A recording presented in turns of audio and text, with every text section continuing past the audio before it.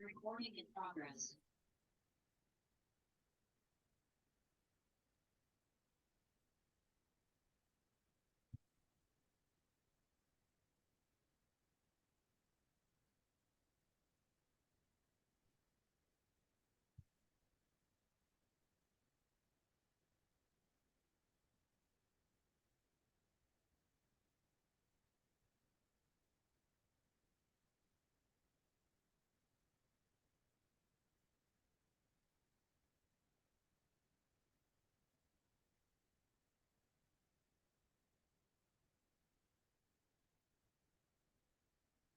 Kok sepi Zoom-nya?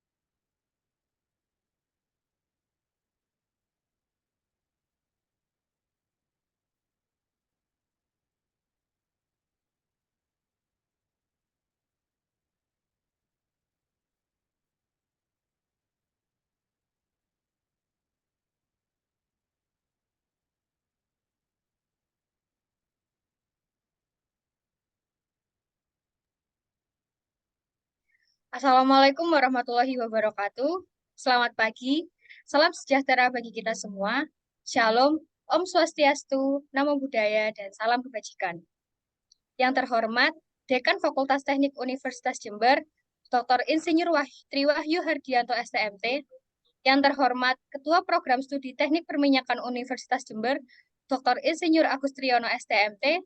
Yang terhormat Ketua Himpunan Mahasiswa Teknik Perminyakan Cakra Universitas Jember, Saudara Lilo Alfikriansyah.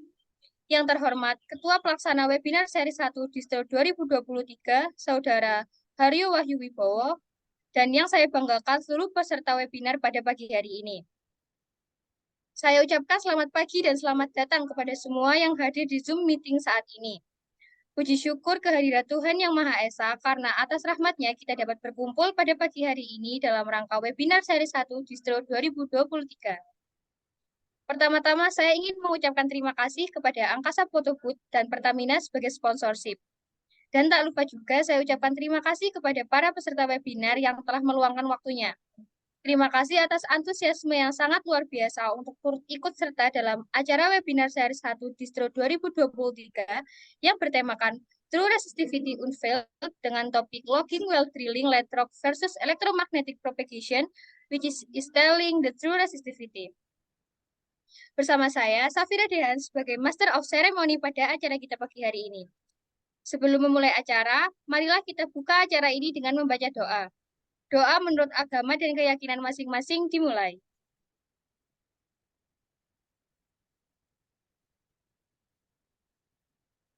Doa selesai. Semoga dengan pembacaan doa, acara ini dapat berjalan dengan lancar dari awal hingga akhir.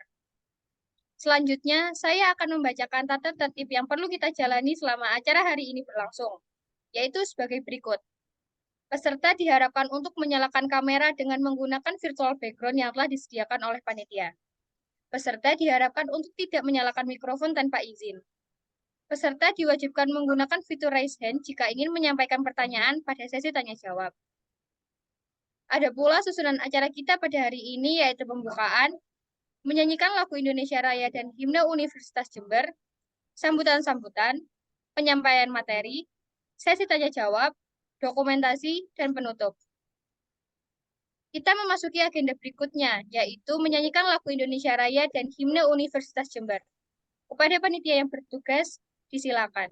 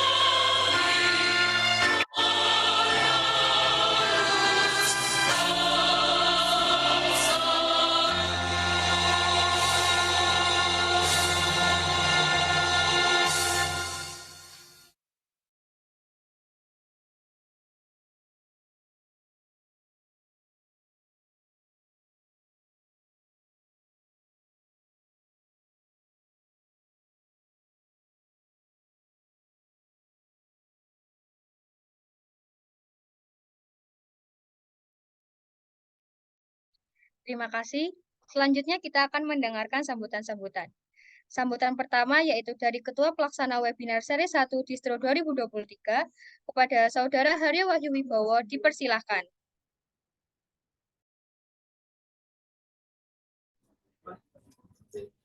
Ya, terima kasih MC. Assalamualaikum warahmatullahi wabarakatuh. Yang terhormat Bapak Ida Bagus selaku pemateri dari webinar seri 1 untuk Distro 2023 ini. Yang terhormat Bapak Agus selaku Kaprodi dari Teknik Permiakan. Yang saya hormati Bapak Ibu dosen dari Teknik Permiakan.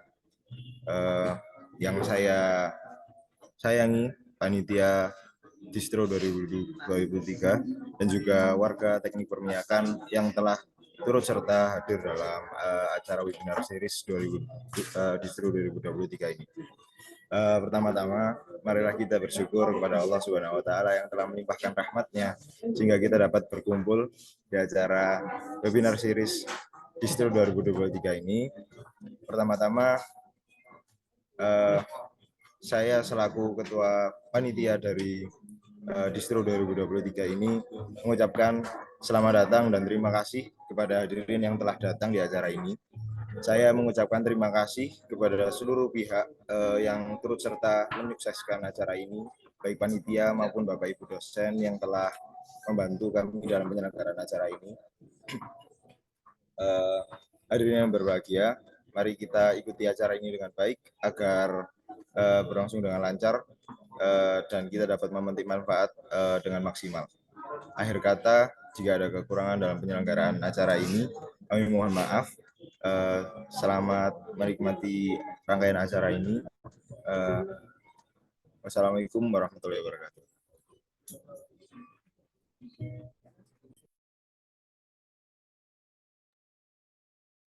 Terima kasih Mas Haryo atas sambutannya. Selanjutnya kita akan mendengarkan sambutan dari Ketua Himpunan Mahasiswa Teknik Perminyakan Cakra Universitas Jember. Kepada Saudara Lilo Alfikriansyah, dipersilahkan. Oke, tes suara saya apa masuk ya sebelumnya?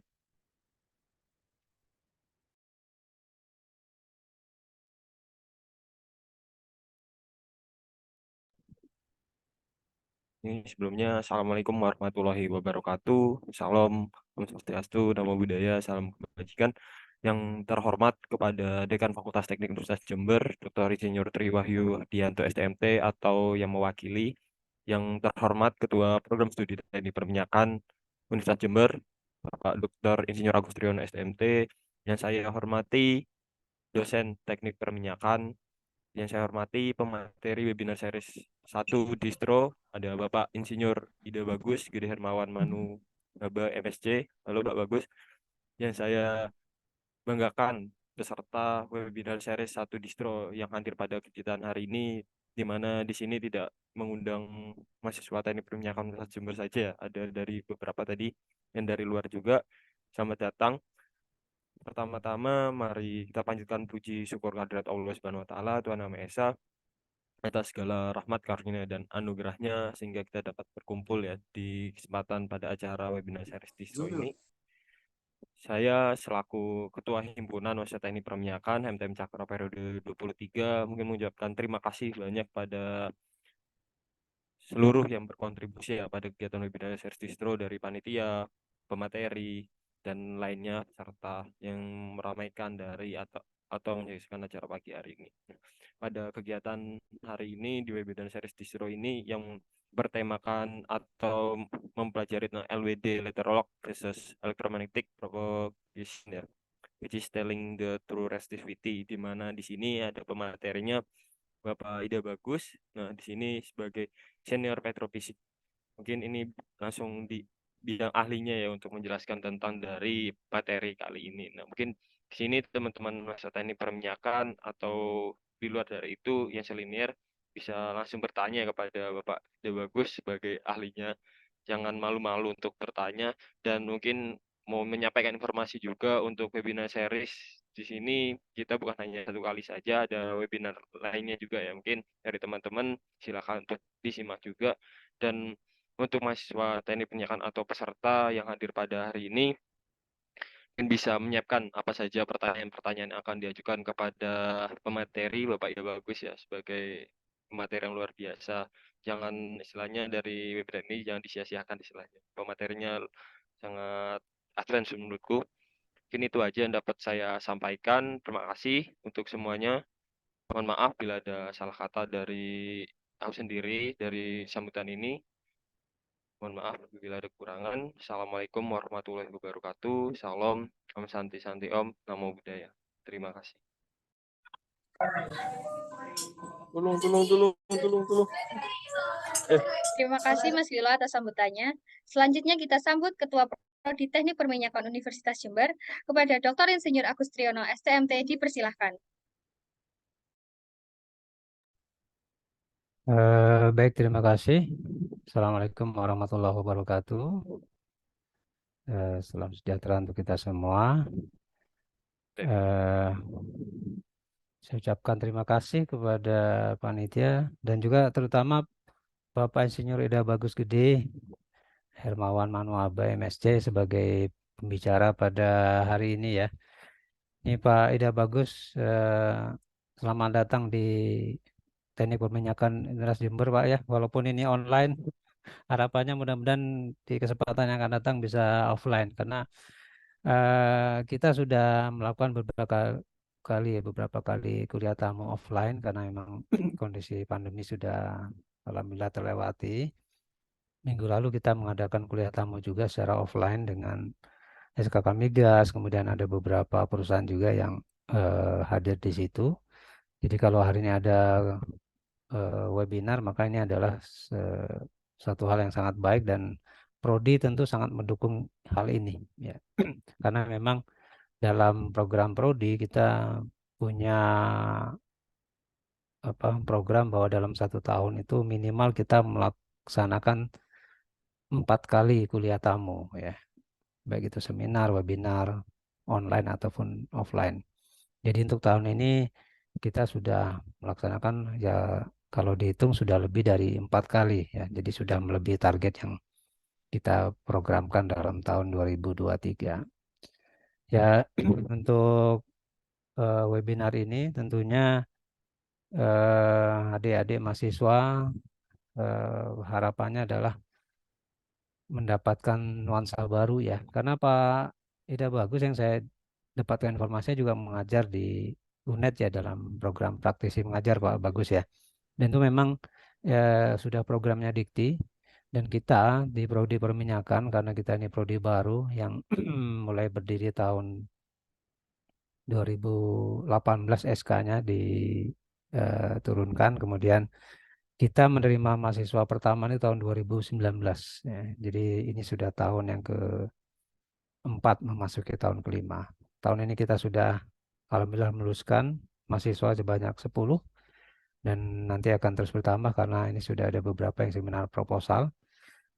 Nah, dengan jumlah mahasiswa yang kurang lebih mencapai 200, maka kita terus terang sangat membutuhkan dosen ya.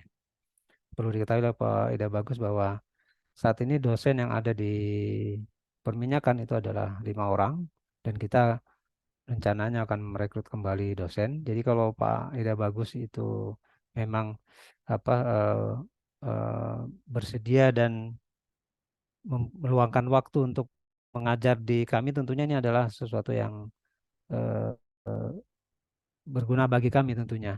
Bahkan ke beberapa hari yang lalu saya sempat mengobrol dengan wakil rektor dan juga senat di universitas bahwa sebenarnya ada peluang untuk praktisi mengajar untuk bisa mengajar di perguruan tinggi sebagai dosen tidak tetap ataupun sebagai dosen tetap. Nah, kalau ini memang masih harus dicari lagi aturan-aturannya karena memang kalau dosen tetap itu nantinya akan memiliki nomor induk dosen Pak Bagus. Jadi nanti ini akan kami cari lagi informasinya. Jadi memang walaupun bukan latar belakang dari dosen misalkan ya dari praktisi itu bisa menjadi dosen di sebuah perguruan tinggi dengan mendapatkan nomor induk dosen. Jadi memang sekarang Itu tidak sama seperti saya dulu ketika menjadi dosen, harus melewati proses-proses yang dijalani, pendaftaran dan tes dan seterusnya. Sekarang praktisi pun bisa menjadi dosen, baik melalui program praktisi mengajar ataupun ini masih wacana Pak Bagus ya. Jadi bisa nanti diusulkan mendapatkan nomor induk dosen sehingga menjadi dosen tetap dari perguruan tinggi, sehingga karya-karya dari ya apa praktisi bisa diakui sebagai karya untuk akreditasi prodi gitu. Jadi sekali lagi saya ucapkan terima kasih Pak Bagus karena bisa melengkapi lah melengkapi kebutuhan tenaga pengajar ataupun dosen di prodi perminyakan. Jadi memang harapannya eh, kegiatan seperti ini akan terus kita dorong, kita galakkan karena memang kita di prodi, di institusi perlu banyak masukan dari praktisi maupun dari pemegang regulasi. Jadi kalau kemarin minggu lalu kita mengadakan kuliah tamu dengan keynote speak-nya dari SKK Migas. Nah, SKK Migas di sini berperan sebagai regulasi. Kalau K3S ataupun beberapa perusahaan itu adalah praktisi. Hari ini adalah webinar dari praktisi. Jadi kita tetap eh, melibatkan 3 komponen ini, institusi, praktisi maupun regulasi. Ya. Regulator dalam hal ini perlu kita ketahui bersama sehingga kita akan mendapatkan informasi yang lengkap dari perkembangan dunia migas secara umum baik di Indonesia maupun internasional. Saya kira itu sambutannya. Sekali lagi saya ucapkan terima kasih kepada Pak Ida Bagus sebagai narasumber, kemudian kepada adik-adik panitia yang sudah mempersiapkan kegiatan ini, dan kepada Bapak Ibu dosen perminyakan, saya juga ucapkan terima kasih atas kehadirannya, dan mudah-mudahan kegiatan webinar hari ini bisa berlangsung lancar dan mendapatkan berkah dan manfaat bagi kita semua. Saya kira itu sambutan dari saya. Assalamualaikum warahmatullahi wabarakatuh.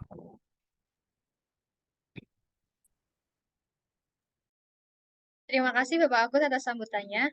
Semoga apa yang sudah disampaikan dapat kita laksanakan dengan menjunjung tinggi kelancaran hari ini. Sebelum beranjak ke acara selanjutnya, saya memberitahukan terlebih dahulu kepada peserta untuk mengisi absensi yang diberikan di room chat Zoom. Baiklah, tiba saatnya kita di acara inti. Yang kita tunggu-tunggu adalah pemaparan materi oleh narasumber yang sudah hadir di tengah-tengah kita. Acara inti ini akan dipandu oleh moderator kita. Kepada Saudari Meida Dwi Hasfiza, dipersilahkan.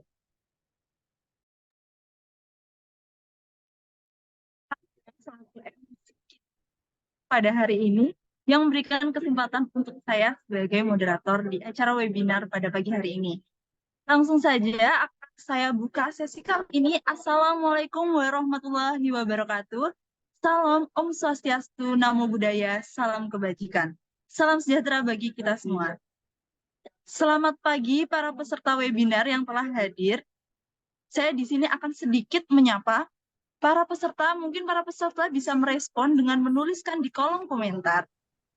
Baik, apa kabar semua hari ini?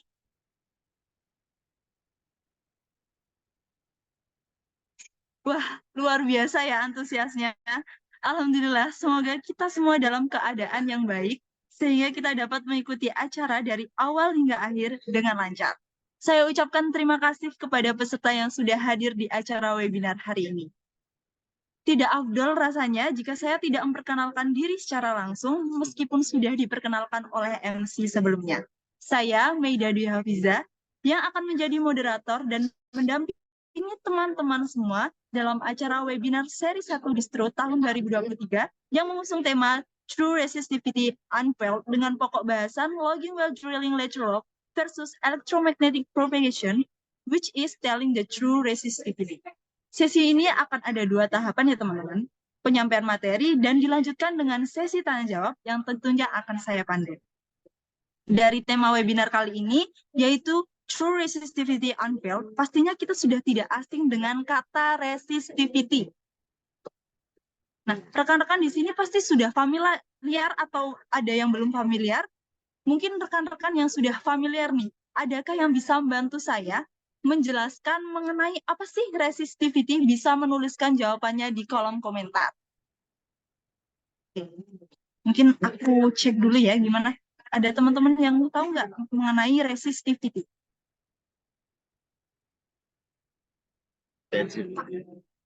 Wah, betul banget, betul banget. Untuk mengukur sifat batuan. Wah, luar biasa ya teman-teman di sini.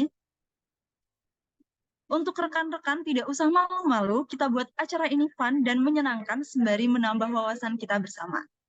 Wah, luar biasa ternyata rekan-rekan sekalian di sini. Kita tahu bahwa resistivity log merupakan metode well logging yang bekerja dengan mengkarakterisi batuan atau sedimen di dalam lubang bor dengan mengukur resistivitas listriknya. Dalam penentuan log resistivity, kita memerlukan alat modern untuk mengukur resistivitas.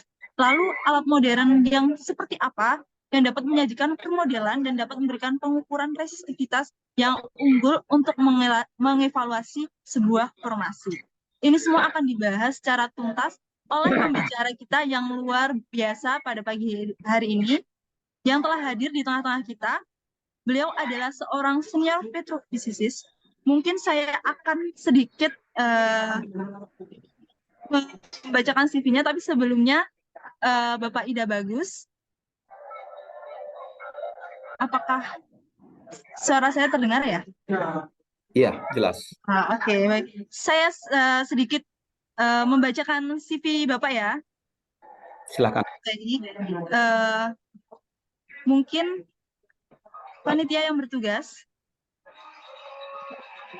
Baik, jadi Bapak Ida Bagus, beliau menyelesaikan pendidikannya sebagai insinyur perminyakan dari Institut Teknologi Bandung, Indonesia pada tahun 1997. Beliau juga memperoleh gelar master di bidang teknik perminyakan dari Harvard University and Brooks, Scotland, UK. Memulai bekerja di beberapa service companies dan saat ini bergabung dengan Saudi Aramco sebagai lead petroleum engineer atau petrophysicist di unit Citron Area Petrophysicist Reservoir Description and Simulation Department di tahun 2014 dengan memiliki pengalaman lebih dari 25 tahun di industri perminyakan. Beliau mengkhususkan kemampuan di bidang logging well drilling technology, data interpretasi, dan juga sebagai logging well drilling subject matter expert. Bapak Ida Bagus juga memberikan training dengan topik well logging application and operation di Saudi Aramco Upstream Professional Development Center secara berkala. Bapak Ida Bagus ini juga mempublikasikan beberapa clinical paper melalui IPTC, yakni SPE dan Society of Petroleum and Well Logging Analysis. Wah, keren banget teman-teman. Bapak Ida Bagus ini. Tentunya kita sudah antusias nih untuk mendapat knowledge baru dari Bapak Ida Bagus. Langsung saja kita sambut Bapak Ida Bagus Gede Hermawan Manuaban, MSc. Selamat pagi Bapak Ida Bagus. Selamat pagi Mbak Mei. Terima kasih. Ya. Senang sekali bisa berjumpa dengan Bapak Ida Bagus pada acara webinar di pagi hari ini. Ini kali kesekian saya Bapak berjumpa dan merupakan suatu kehormatan dan kebanggaan bagi diri saya sendiri memandu acara pada pagi hari ini. Bagaimana Bapak Ida Bagus kabarnya?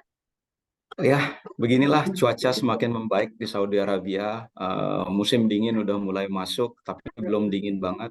Cuman okay, nggak panas lagi. Ternyata di sini juga panas Pak, tapi tidak melunturkan semangat kita buat ikut webinar kali ini. Nah, saya sedikit dengar tadi pembicaraan Bapak Ida Bagus dengan Bu Eriska di sana masih jam 4 pagi ya, Bapak? Sekarang jam 5:15 pagi. Tapi Ya. masih tetap pagi ya?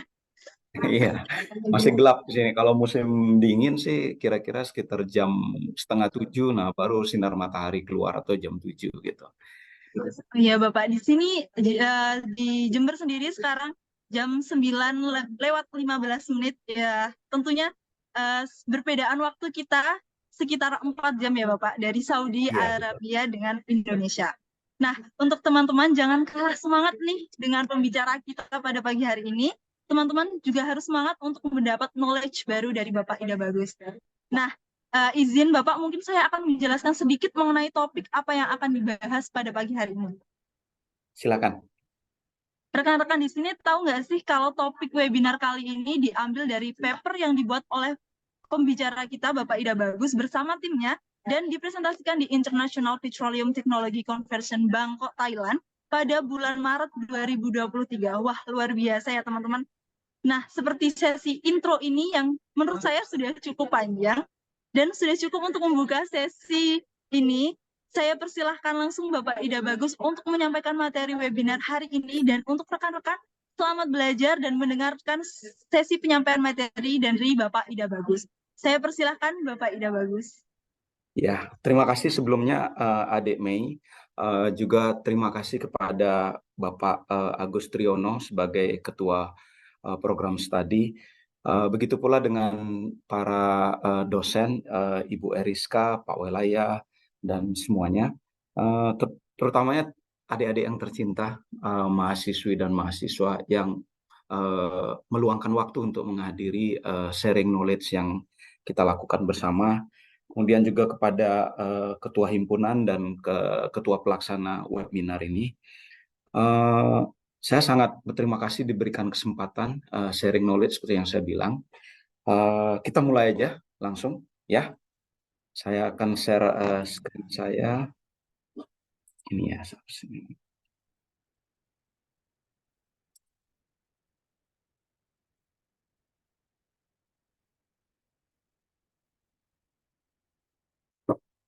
Oke, sebenarnya presentasi ini seperti yang disampaikan oleh moderator kita, Mbak Mei, sudah pernah dipresentasikan di IPTC Bangkok di bulan Maret.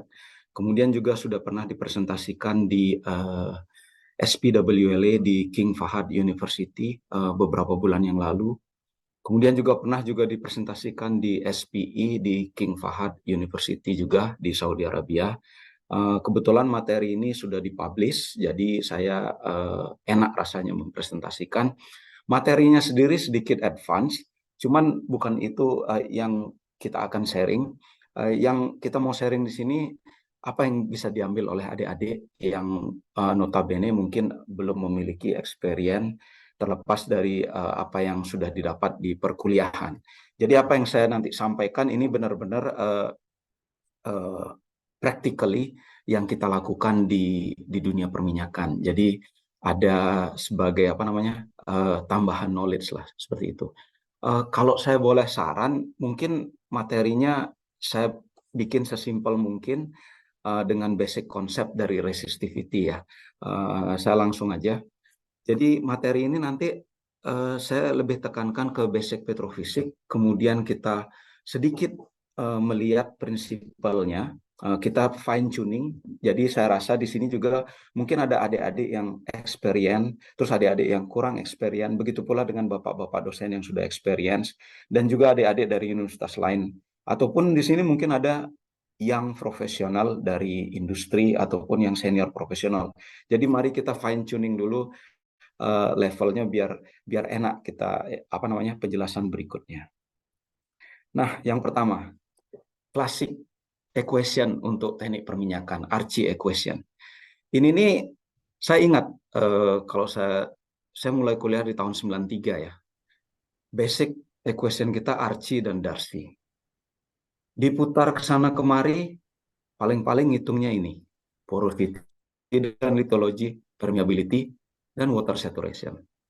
Nah, 3 komponen itu sebagai perkuliahan di teknik perminyakan selalu diputar dengan segala jenis logging, equipment, teknologi yang ada. Ujung-ujungnya cuman men-fine tuning ataupun mendapatkan bagaimana angka porosity, permeability, dan water saturation itu seakurat mungkin. Nah, balik lagi ke Archie equation di sini ya. Sebentar ya. Saya ganti pointernya deh. Oke. Nah, water saturation di sini, adik-adik kan sudah tahu kalau untuk yang kita dapat dari logging, porosity dan true resistivity. RW bisa kita dapatkan dari sampel, ya. Sampel misalnya dari formation tester, dari well testing, kita collect waternya dan segala macam. E, M, dan N itu adalah faktor yang kita bisa dapatkan dari core, ya. Permasalahan yang paling kompleks sebenarnya, kalau resistivity kan banyak itu tool yang bisa dipakai untuk mengukur ya. Ada akustik, ada density, ada neutron, ada NMR, ya, segala macam. Jadi ada beberapa macam tool yang kita bisa pakai. Permasalahan yang paling utama adalah ini. true resistivity. Bagaimana kita bisa mendapatkan true resistivity?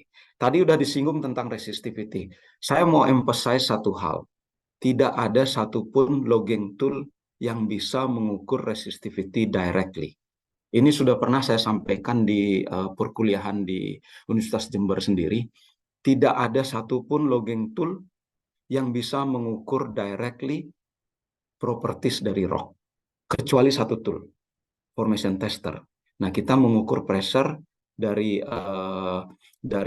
formasi ataupun kita mengambil sampel fluid dari formasi. Nah, itu directly kita bisa. Kalau yang namanya basic log density, neutron, gamma ray, akustik, resistivity, ataupun advanced logging tool yang lain, itu belum pernah kita bisa ukur langsung, indirectly. Nah, resistivity ini kelihatannya simple gitu ya. Simple, cuman kalau kita bawa lagi, bagaimana basic konsepnya itu complicated sebenarnya. Nah, saya mau langsung ini. Di resistivity itu, saya spesifik ke logging while drilling ya, nggak ke wireline. Tapi basic konsep dari LWD, logging while drilling, adalah dari wireline. Di wireline adik-adik juga sudah mengetahui mungkin, ada dua jenis resistivity tool kan. Induction untuk non-conductive mud, dan lateral log untuk conductive mud. Awalnya di LWD hanya ada satu tool, propagation tool. Konsepnya hampir sama dengan induction. Nah, sekarang adik-adik mungkin bertanya, apa bedanya induction dengan propagation? Kalau Pak Bagus bilang sama, kok beda nama, begitu kan? Nah, di propagation dengan induction ini, bedanya adalah frekuensi yang kita pakai. Jadi, kira-kira begini, apa itu propagation resistivity tool? Adik-adik di rumah mungkin punya microwave ya. Nah, microwave itu adalah propagation tool yang biasa kita pakai di rumah. Oke? Konsepnya seperti itu. Jadi kalau adik-adik menyalakan microwave, itu frekuensinya tinggi sekali. Dengan frekuensi yang tinggi, itu generate heat. Tapi heatnya cuma pendek di sekitar area microwave. Kira-kira seperti itu. Kalau kebayang nggak resistivity propagation, ingat aja microwave di rumah. Kira-kira seperti itu. Nah, di awal teknologi LWD resistivity hanya ada propagation. Kemudian beberapa tahun, beberapa decade ke belakang, itu ada mengikuti lateral log dari wireline. Yang mana lateral log spesifik kita hanya bisa pakai untuk di conductive mud. Nah, basic principle dari propagation, saya ambil propagation dulu ya. Saya mengerti lah, kita dari petroleum engineer mungkin tidak terlalu kuat background-nya dengan electrical ya. Jadi basic principle dari propagation itu adalah Ampere law dan Faraday law. Jadi kalau saya bisa lihatkan seperti ini nih. Ini logging tool kita ya, propagation ya. Ada transmitter, ada receiver. Nah, transmitter ini dialirkan oleh electrical, ada coil. Nah, coil ini menghasilkan Ampere law yang mana akan menginduce formation. Formation ini act sebagai transducer juga yang akan menghasilkan magnetic field. Nah, magnetic field ini statik, dia akan menghasilkan voltage yang didetek oleh receiver. Jadi langkahnya transmit ke formasi, receive ke tool yang ada. Nah, itu konsepnya. Adik-adik juga mungkin sudah mengenal depth of investigation. Propagation tool itu depth investigation-nya antara 10 sampai 48 inch. Jadi average sekitar mungkin adik-adik sudah mengingat kembali, ada 3 resistivity curve yang biasa kita pakai, shallow, medium, dan deep. Nah, kira-kira 10 inch, 22 inch, 40 inch. Jadi, respectively, ada shallow, medium, dan deep. 10 inch, 22 inch, 40 inch. Average ya, karena kita tahu ada banyak LWD company di petroleum industry. Jadi, saya cuma average saja angkanya. Nah, tool yang kedua adalah lateral log resistivity. Konsepnya sama persis dengan wireline. Kita memerlukan conductive mud. Kenapa? Karena dari toolnya sendiri, basic principle-nya adalah kita inject the current. Kita benar-benar inject the current ke formasi dengan constant voltage. Nah, kalau kita inject current ke formasi, tergantung formasi kita kan. Ada water, ada oil, ada gas, ya, ada tight rock. Jadi current itu go through path-nya. ke dalam formasi, kemudian balik lagi ke receiver. Jadi sama konsepnya, cuman kali ini itu adalah direct measurement current. Jadi current langsung menuju formasi, shooting ke formasi, terus merambat ke formasi, simpelnya, kemudian balik lagi ke tool. Nah, perubahan current yang kita terima, balik ke tool, ya, voltage yang kita terima, itu proporsional dengan apa jenis fluid yang ada di dalam formasi. Nah, cuman sayangnya untuk LWD, itu depth of investigation-nya sangat kecil, sekitar 1,5 inch, 3 inch sampai 6 inch. Kadang-kadang maksimum 9 inch, tergantung kontras dari reservoirnya. Oke? Kira-kira seperti itu basic konsep. Jadi kita sama-sama ini, apa bedanya propagation, apa bedanya lateral lock. Oke? Nah, satu lagi yang saya ingin tekankan di propagation LWD adalah tool yang general. Jadi meskipun dia oil based mud, water based mud, non konduktif, konduktif, kita bisa pakai. Tapi tentunya ada limit ya. Tapi rata-rata selama ini saya lihat propagation bisa di-accept di mana-mana untuk LWD while drilling. Oke? Nah, ini kira-kira konsep yang saya jelaskan tadi. Yang di kiri ini adalah lateral lock.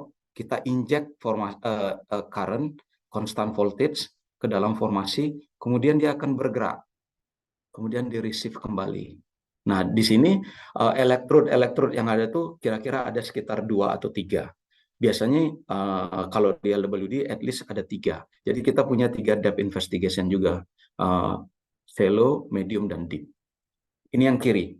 Kemudian yang kanan adalah propagation, seperti yang saya sampaikan. Jadi ini ada coil transmitter. Transmitter dialirkan oleh voltage, ada current-nya, kemudian menginduce formation rock kita dan kembali lagi ke receiver. Oke? Kira-kira seperti itu. Perbedaan antara propagation dan lateral lock. Nah, sekarang saya mau kasih tahu lagi, di propagation sendiri ada 2 measurement. Basic konsep fisik dari resistivity measurement antara ampere law dan Faraday law. Kita nyebutnya phase shift, dan attenuation. Standar industri kita pakai phase shift.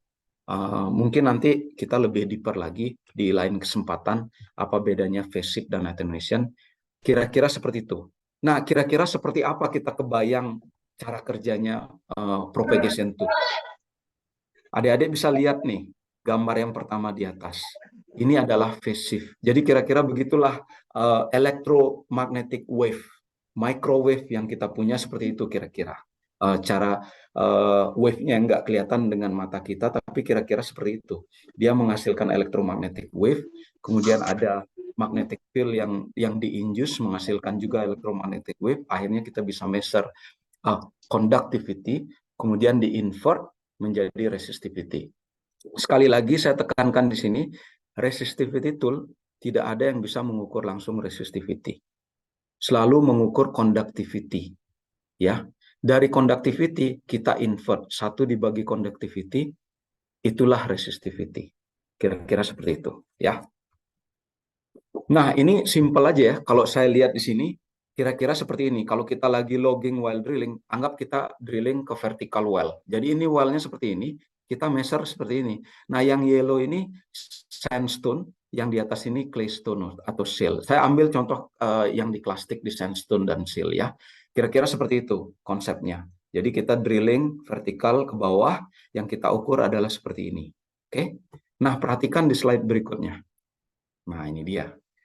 Kalau kita perhatikan di slide berikutnya, nah, di sini ada horizontal well.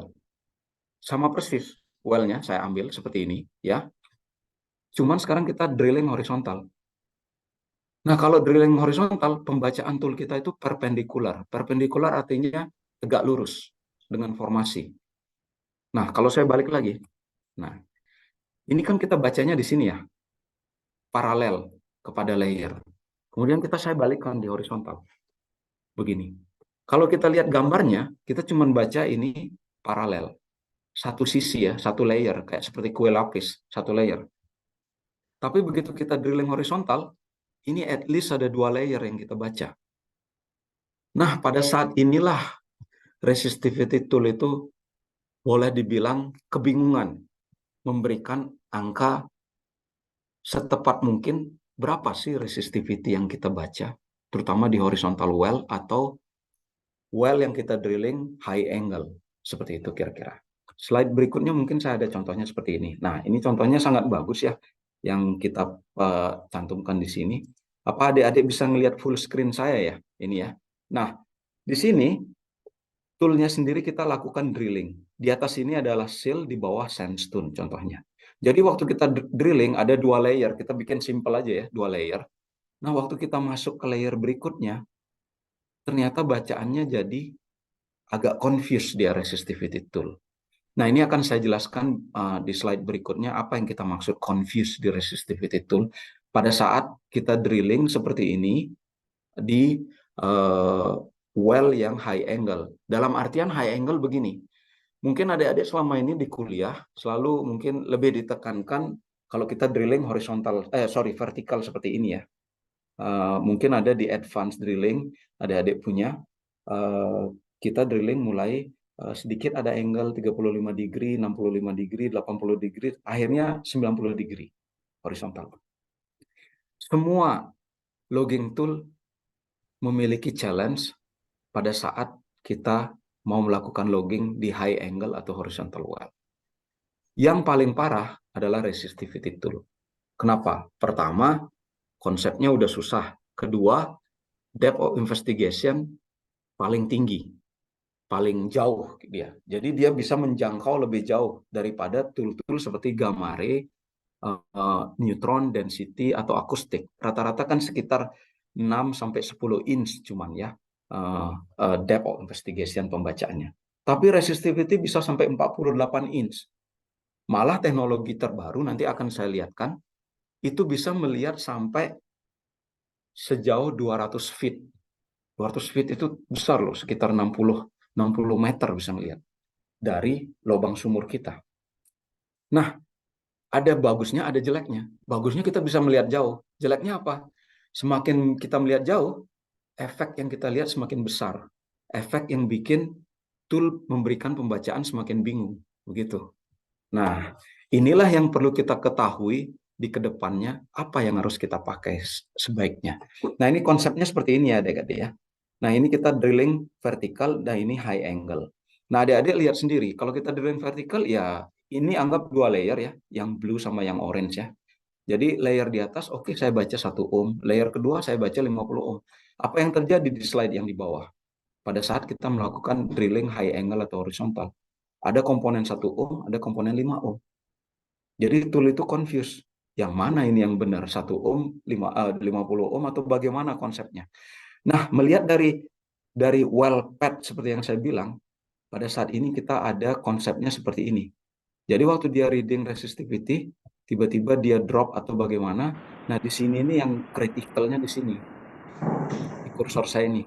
Berapa sih sebenarnya bacaannya di border antara sill dengan sand contohnya, ya. Mungkin slide berikutnya akan saya jelaskan.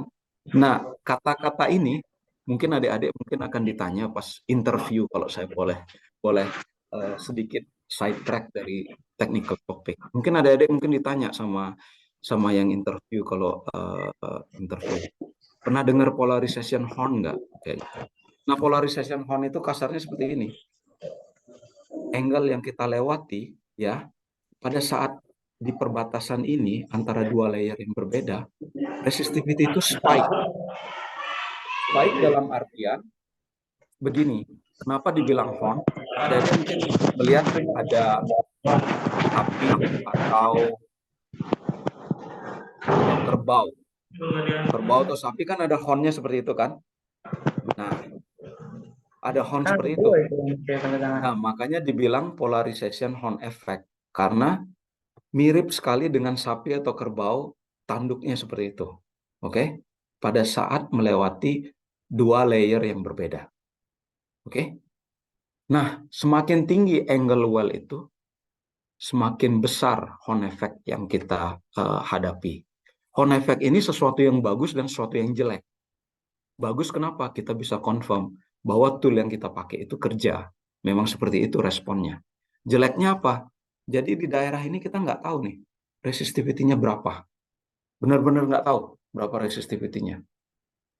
Nah, untuk menjawab itu, kami di sini sebagai praktisi mencari dan memberikan beberapa solusi yang akan nanti saya jelaskan sedikit.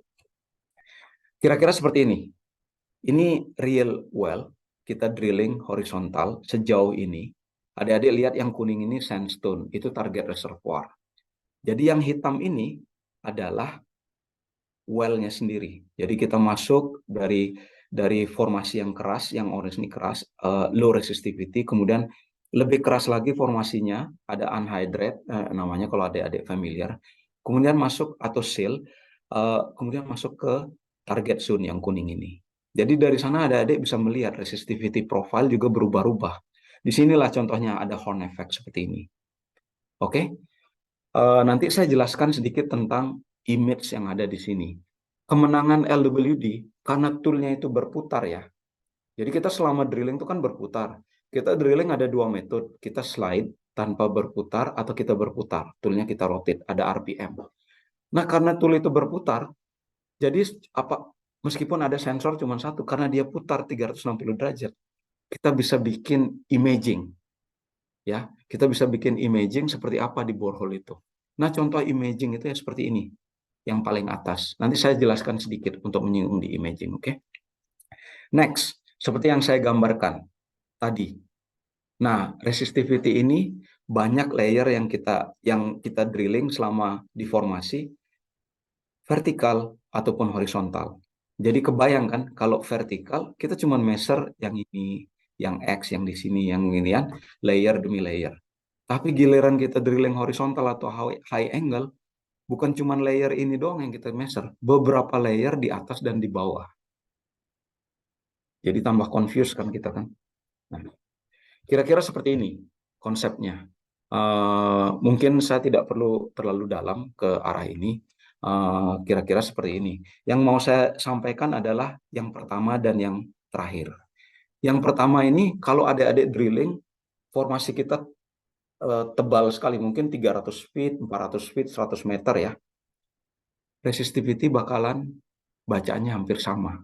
Ini LWD ya, LWD bukan warline. Oke. Nah, compare dengan kita drilling horizontal. Drilling horizontal yang formasinya mungkin cuma 1 meter. Ada loh di tempat saya bekerja, oke, di tempat saya kerja, itu layer itu mungkin sekitar 1 meter cuman. Nah, 1 meter kan segini tuh, ya. Nah, bit size itu segini. Jadi kita drilling di tengah-tengah ini. Bagaimana caranya kita mau drilling? Nah, pada saat kita drilling tengah-tengah ini, gambar yang nomor 3 ini, inilah gambar yang nomor 3 ini yang bakal bikin confuse. Yang mana sih resistivity yang mau saya pakai? Kok beda-beda sih ininya? Gitu loh, pembacaannya. Kira-kira seperti itu. Nah, ini ada beberapa konsep yang kita pakai. Kebetulan kita juga di sini melakukan advance logging ya. Jadi banyak sekali pilihan yang bisa kami pakai untuk resistivity, data resistivity dari tool ABCD lah istilahnya ya. Jadi kita banyak pilihan apa yang kita mau pakai untuk perhitungan RC equation. Balik-balik lagi, segala jenis yang saya jelasin di sini, ujung-ujungnya kita mau menghitung water saturation, RC equation, porosity, water saturation, dan permeability. Oke? Oke, sekarang kita masuk ke konsep presentasi yang pernah saya lakukan beberapa kali di Bangkok, juga kepada adik-adik mahasiswa di King Fahad. Nah, ini konsepnya. Seperti yang saya cantumkan tadi, bilang tadi, kalau adik-adik drilling, kita perhatikan slide yang ini aja deh. Kalau adik-adik drilling vertikal, nah kita bacanya seperti ini. Pada saat adik-adik drilling mulai ada angle-nya well itu, nah mulai tool itu confuse. Kenapa? Karena ada 2 layer yang berbeda. Ini kita konsepnya 2 layer yang berbeda aja ya. Kemudian pada saat saya continue drilling horizontal, mulai lebih confuse lagi itu tool. Mungkin adik-adik bingung ya, kenapa Pak Bagus ini selalu ngomongin horizontal, vertikal, horizontal well, begitu ya. Adik-adik harus ingat sekarang di industri, kita itu maunya bagaimana caranya mengeksplorasi fluida yang ada di bawah itu sebanyak mungkin kita bisa recovery ke atas. Pada zaman dahulu, mungkin pada saat saya juga, kira-kira 30 tahun yang lalu waktu saya kuliah, kita ngetrennya drill seperti ini. Jadi kita cuma expose reservoir seperti ini. Sekarang beda. Tangan saya ini kan kelihatan nih kayak layer. Anggap ini layer saya sandstone di sini ya. Saya nggak mau lagi drilling seperti itu. Saya maunya drilling seperti ini. Ini logging tool saya seperti ini. Di tengah-tengah layer. Nah, di Middle East, di Timur Tengah, itu 85% sumur yang saya drill horizontal. Jarang sekali kami drill seperti ini lagi. Oke? Sekarang, kalau kita drill seperti itu atau seperti ini, mulai kita bingung bagaimana cara ngitung SW-nya. Dari tadi 15 menit terakhir saya selalu membahas bingung-bingung terus kan cara ngitung SW-nya. Kenapa? Karena dari true resistivity-nya tidak ada yang memberikan berapa angka yang seharusnya kita masukkan di sana. Gitu loh. Oke. Jadi objektifnya ini paper adalah memberikan guideline sedekat mungkin. Saya tidak menjamin bahwa apa yang kita sampaikan hari ini, apa yang kita sudah lakukan dari Yale, itu menjamin mendapatkan perhitungan arci yang seakurat mungkin. Tapi at least kita maunya seakurat mungkin. Seperti itu. Oke? Pertama konsepnya ini. Semoga adik-adik familiar juga. Ini saya compare. Di dalam LWD string itu, bottom hole assembly, kita bisa taruh density, neutron, resistivity, imaging, dan resistivity sendiri kita taruh dua tool yang berbeda, propagation dan lateral log. Nah, disitulah paper ini keluar. Kita membandingkan langsung di sumur yang sama, kita logging dengan dua tool yang berbeda. Yang satu propagation, yang satu lateral log. Sumur yang pertama kita drill waktu itu adalah formasinya tebal sekali, kira-kira sekitar 300 feet, mungkin sekitar 100 meter. Oke. Nah, di situ ada satu konsep yang saya akan kasih tahu. Waktu saya drilling, contohnya begini. Ini bit saya, oke? Ini resistivity sensor. Kita kan drilling horizontal seperti itu atau drilling begini. Pada saat bit ini drilling di depth ini, logging tool saya kan masih di sini. Oke? Di gambaran tangan saya. Nah, waktu logging tool saya sampai di titik yang di sini, itu ada waktu yang diambil. Waktunya apa? Dari ROP, rate of penetration. Oke? Jadi misalnya saya rate of penetration-nya sekitar 100 feet per jam gitu ya, 100 feet per hour.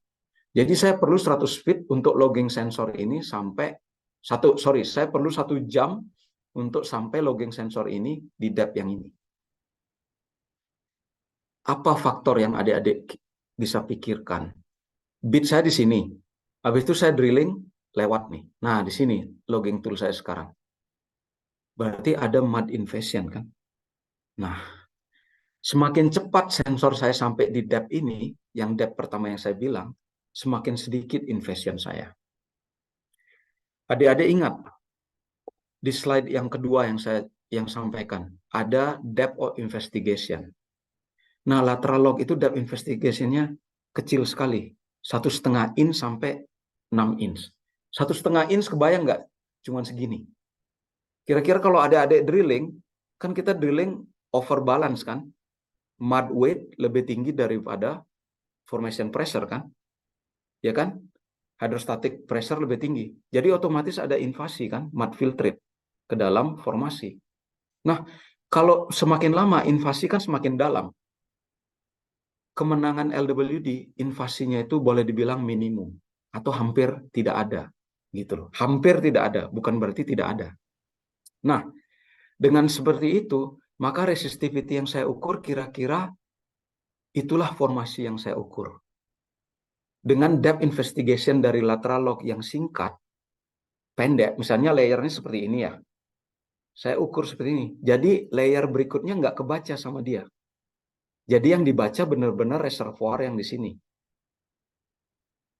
Itu well pertama. Jadi di sini saya compare antara propagation dengan lateral log. di sini. Oke. Nah, di sini kelihatan bahwa propagation dan lateral log bacaannya hampir sama. Jadi di sini saya bisa pakai lateral log sebagai true resistivity untuk pengukuran water saturation. Oke. Kemudian well yang kedua. Well yang kedua, adik-adik mungkin pernah dengar. Kita drilling, habis itu ada problem. Oke. Jadi ada problem harus di-sorted out kan. Jadi kita tarik dulu bottom hole assembly, kita lay down, kita problem solver dulu. Mungkin 1 minggu, 2 minggu atau apa, baru continue drilling. Oke? Waktu kita continue drilling, seperti yang saya bilang, kan ada mud invasion kan. Nah, mud invasion ini sangat berpengaruh kepada resistivity tool. Contoh yang pertama di sini. Ini waktu itu saya drilling. Jadi waktu saya drilling dengan lateral log, kemudian dengan waktu saya drilling cuma pakai propagation tool. Kemudian saya usul gimana kalau kita run semua, ada propagation, ada lateral log. Kita run dua-duanya. Apa yang terjadi di zone ini? Zone yang pertama ini udah kita drill 1 minggu yang lalu. Oke? Nah, ini bacaan dari 1 minggu yang lalu. Dan ini bacaan 1 minggu hari ini. Real. Tapi well-nya sudah di drill kan? Adik-adik perhatikan nggak di sini? Yang satu bacanya tinggi, yang satu bacanya rendah. Padahal tool yang dipakai sama. Gitu loh. Jadi kebayang nggak kalau misalnya adik-adik baca ini kan logarithmic scale ya, resistivity. Anggap bacaannya ini sekitar 200 ohm. Sementara yang ini bacanya sekitar 10 ohm. Bingung kan kalau mau masukin di RC equation, mau yang pakai 200 atau yang mau pakai 10 ohm? Yang satu bacaannya oil semua, yang satu bacaannya ada water pastikan setelah kita kalkulasi. Nah, ini real case-nya. Kemudian kita continue drilling nih di box yang kedua. Oke. Dengan tool yang sama. Bacaannya tinggi, begitu pula lateral log juga bacaannya tinggi. Karena kenapa? Karena kita memulai drilling fresh formation. Jadi bagian yang kedua ini belum kita drill. Kita continue drilling. Nah, di sini pada saat ini di bagian atas ini saya nggak bisa pakai data lateral log. Karena kenapa? Karena invasinya udah tinggi. Jadi terpaksalah saya pakai di sini propagation tool. Nah, itu well yang kedua. Jadi itu bedanya antara propagation dan lateral log. Well yang ketiga, ini interesting. Saya nggak jelasin ke adik-adik ini gambar apaan sih ini ya, gitu ya. Ini namanya density image atau micro resistivity image. Jadi seperti yang saya bilang, pada saat ini yang saya tampilkan adalah micro resistivity image. Nih, gambar yang terang ini ya. Ini 360 derajat. Seperti apa konsepnya? Saya akan jelaskan sebentar lagi. Mari kita perhatikan yang ini. Ini namanya fracture. Adik-adik kan pernah dengar ada fracture, fugi, atau segala macam ya. Ada fault gitu kalau kita drilling. Nah, dengan image kita bisa melihat fracture. Ini adik-adik bisa melihat kan ada fracture. Kalau warnanya gelap berarti ada conductive fracture. Kira-kira seperti itu singkatnya ya. Jadi fracture ini ada yang bagus, ada yang enggak. Tergantung. Oke. Kita lihat propagation tool yang di sini. Kursor saya di sini. Bacaannya flat-flat aja. Nggak ada pengaruhnya gitu ya. Tapi kalau kita lihat lateral log, kan depth investigation-nya kan kecil ya. 1 in sampai sini. Nah, adik-adik bisa lihat nih. Gambarnya wiggly kayak gini ya. Nah, ini semua efek dari fracture di sini. Ngebaca. Jadi lateral log di sini bisa ngebantu kita tanpa image di sini bisa kira-kira, oh ada fracture kira-kira di sana. Sementara propagation nggak bisa melihat. Ini salah satu keunggulannya. Sekarang saya jelaskan bagaimana kita bisa melihat ini. Oke, simple ya. Mungkin adik-adik bisa melihat kertas saya ini. Saya drilling horizontal. Ini horizontal plane ya. Ini vertikal. Saya drilling horizontal. Oke. Ini bagian atas dari well, ini bagian bawah kan. Ini di kanan, ini di kiri. Sekarang saya buka well itu. Oke. Kemudian saya taruh seperti ini. Ini bagian atas ya. Ini bagian bawah. Ini bagian kanan, ini bagian kiri. Begitu pula konsepnya di sini. Di slide ini.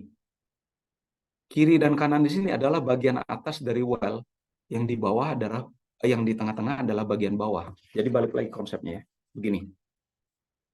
Saya buka, kemudian saya taruh di kertas. Kira-kira seperti itu. Cara pembacaan dari image. Ya. Nanti mungkin kapan-kapan kita bisa bahas lebih detail lagi. Jadi di sini apa yang saya mau tunjukkan bahwa lateral lock itu bisa menunjukkan ada fracture ya di formasi kita. Sembari kita drilling kita ketemu fracture, ketemu ini, ketemu itu, oke. Yang ketiga, well yang ketiga ini konsepnya keren banget. Ini sama ya. Yang pertama, image yang saya bilang tadi ya, di sini ada fracture. Saya tadi pernah menyebutkan bahwa resistivity itu bisa jangkauannya sampai 100 meter, 60 meter sampai 80 meter ya, sampai 200 feet. Apa yang kami lakukan, adik-adik lihat yang di bawah ini ya. Ini adalah image dari reservoir kita. Oke. Well-nya sendiri, sumur yang saya drilling adalah yang merah ini. Oke. Yang merah. Konsepnya basicnya simple ya. Warnanya ini seperti apa? Semakin biru warnanya, semakin banyak airnya. Semakin rendah resistivity-nya. Semakin merah dia, semakin tinggi resistivity-nya. Related dengan hydrocarbon atau tight formation. Nah, apa yang saya mau, ini drilling horizontal beneran ini yang di sini ya. Jadi saya drilling horizontal seperti ini. Saya mau naruh well itu seperti yang saya bilang. Di tengah-tengah oil. Seperti ini. Saya mau produce sebanyak mungkin oil. Gitu loh. Tetapi sembari saya drilling, ternyata saya ketemu fracture ini. Conductive. Nah, ini balik lagi. Di sini ada fracture. Di sini ada fracture. Yang interesting di sini, adik-adik. Coba lihat di sini. Warnanya biru. Apa yang saya bisa dapatkan dari sini? Kalau seandainya saya melakukan completion, adik-adik mungkin yang sudah tingkat 3 atau tingkat 4, malah yang sudah tamat ya, mungkin familiar dengan completion kan, bagaimana caranya menyelesaikan suatu well sehingga kita bisa berproduksi. Kalau saya blindly, saya nggak ngelihat resistivity di sini, di image, tentunya saya akan produksi dari ujung ke ujung sini oilnya. Tapi apa yang terjadi? Ini warnanya biru, berarti resistivity-nya kecil kan? Apa yang related dengan resistivity kecil? Either dia water, air, atau shale kan? Anggap ini saya sial ini water gitu loh. Jadi kalau misalnya saya produksi, di sini produksi oil, di sini produksi mungkin ada water, di sini produksi oil, di sini water, di sini oil.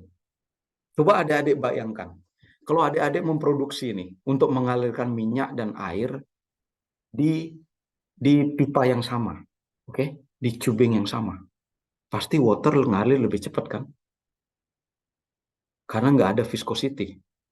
Begitu pula di well ini, di horizontal well ini. Kalau saya mau ngalirkan dari ujung ke ujung, waternya yang ngalir duluan, oilnya ketinggalan di belakang. Kan saya mau produksi oil, bukan water. Ya kan? Nah, dengan bantuan resistivity tool ini, image ini, namanya bed boundary mapper. Nanti mungkin lagi, next time akan saya jelaskan detail di lain kesempatan. Jadi apa yang saya lakukan? Saya pasang packer di sini. Saya isolate. Jadi saya cuma mau produce di sini. Saya packer di sini. Saya nggak mau juga di sini ada water. Saya pasang packer. Saya produce dari sini. Saya pasang packer di sini. Jadi ini isolate. Kemudian saya produksi di sini. Jadi zone-zone yang warna biru, itu saya nggak mau produksi. Jadi saya akan produksi cuma oil. Nah, apa hubungannya dengan Archie equation lagi? Oke. Tadi saya bilang, ini ada beberapa layer kan. Nah, layer-layer ini akan mempengaruhi bacaan resistivity dari logging tool. Otomatis di sini bacaan water saturation-nya tinggi. Tapi apa benar tinggi? Kenapa? Karena banyak layer yang mempengaruhi di sini. Nah, itu tantangannya. Sebagai petrofisik, adik-adik, atau sebagai petroleum engineer, bagaimana menjawab tantangan ini? Apa betul kalkulasi water saturation kita benar di sana? Gitu, challenge-nya. Nah, ini Ini yang adik-adik lihat ini adalah real case, apa yang kita alami. Jadi kita sharing ke adik-adik. Jadi kalau besok-besok kan bisa juga kalau pas interview atau segala macam bisa sharing kayak gini kan oke juga sama yang interview. Wah, ini adik-adik ada kelebihannya nih. Interesting juga saya mau hire adik-adik kalau kayak gini. Jadi sebelum di join itu udah ada pengalaman seperti ini meskipun nggak ngelihat langsung tapi bisa menjelaskan hal-hal seperti ini kan enak juga. Oke, next one. Next one adalah comparison antara fracture sama konsepnya dengan slide sebelumnya yang ini. Cuman ini lebih detail. Kalau adik-adik lihat di sini, oke. Kalau adik-adik lihat di sini, ini ada fracture image-nya. Warna gelap ini biasanya fracture. Oke. Basic konsep aja, tapi nggak semuanya benar. Kira-kira seperti itu. Fracture itu ada yang menguntungkan, ada yang enggak. Nah, fracture ini kita detect juga dari lateral lock. Coba adik-adik perhatikan. Slide yang ini. Track yang ini adalah propagation, track yang ini adalah lateral lock. Jelaskan bedanya, bacaannya. Ini kita drilling bersamaan ya. Di dalam bottom hole assembly ada lateral lock, ada propagation, ada density, ada neutron, ada gamma ray. Padahal sama-sama kata Pak Bagus ini resistivity tool. Tapi dua konsep yang berbeda. Yang satu propagation, yang satu lateral lock. Coba dilihat ini pembacaannya di sini. Beda kan? Karena saya tahu invasion yang saya alami itu sedikit. Jadi saya bisa percaya bahwa saya bisa pakai lateral lock di sini untuk perhitungan RC equation saya, water saturation. Begitu kira-kira. Mungkin saat ini adik-adik sedikit susah untuk mendigest apa yang saya sampaikan. Tapi ya beginilah kira-kira konsep yang kita lakukan. Dari sangat simple, basic, simple waktu kuliahan, 10% dari itu kita terapkan di dunia nyata. Nah, inilah hasilnya seperti ini kira-kira. Jadi basic konsep dari resistivity kita bawa ke tool, dari tool kita lihat pembacaannya, responnya, kemudian kita analisa, oh data ini yang saya mau berdasarkan knowledge sebelumnya, kira-kira seperti itu. Oke. Next adalah sensitivity. Sensitivity dalam artian seperti apa? Seperti yang saya bilang, ujung-ujungnya adalah konsepnya adalah depth of investigation dari propagation dan lateral lock. Propagation jauh kita bisa lihat, lateral lock sedikit kita bisa lihat. Jadi di sini kita cuma mau memperbandingkan bahwa lateral lock di sini, yang ini, jauh lebih sensitif pembacaannya daripada propagation. Sekali lagi, kalau kita drilling, ini bitnya di sini, bit di sini, sensor di sini, oke? Ini drilling, ini poin saya di tangan saya, di telunjuk saya ya. Kita drilling pelan-pelan, pelan-pelan. Nah, sensor resistivity sampai di sini kan. Asal itu tidak terlalu lama, kurang dari 2 atau 3 jam, sensor ini akan membaca sedekat mungkin resistivity yang ada di formation kita. Satu lagi saya lupa mungkin sampaikan. Pada saat kita membaca conductivity, saya kan bilang tadi, kita nggak bisa mengukur resistivity. Anggap saya balik ini. Pada saat saya membaca resistivity yang saya baca itu bukan cuma fluida. Resistivity yang saya baca itu adalah bulk.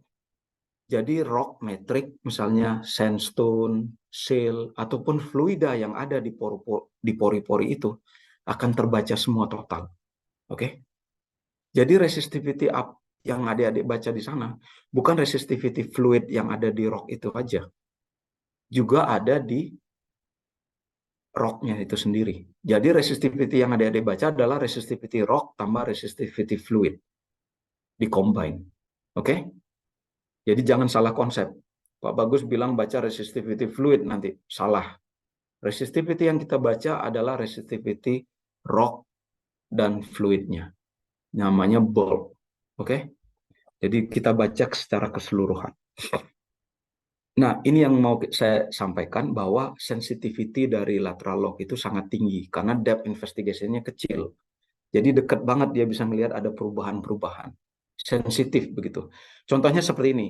Adik-adik melihat jauh atau adik-adik melihat dekat. Adik-adik melihat dekat dengan mikroskop, ya kalau kita ke laboratorium kita lihat mikroskop, kita bisa melihat benda-benda yang lebih kecil. Kira-kira begitu sensitivity yang dimaksudkan. Jadi lateral log itu lebih sensitif daripada propagation. Oke. Conclusion. Nah, lateral log resistivity ini sebenarnya resolusinya lebih bagus. Kenapa? Karena depth investigation-nya kecil, 1,5 inch sampai 6 inch. Karena depth investigation kecil, layer di atas tuh nggak bisa dilihat sama dia. Jadi efek polarization horn itu sedikit sekali.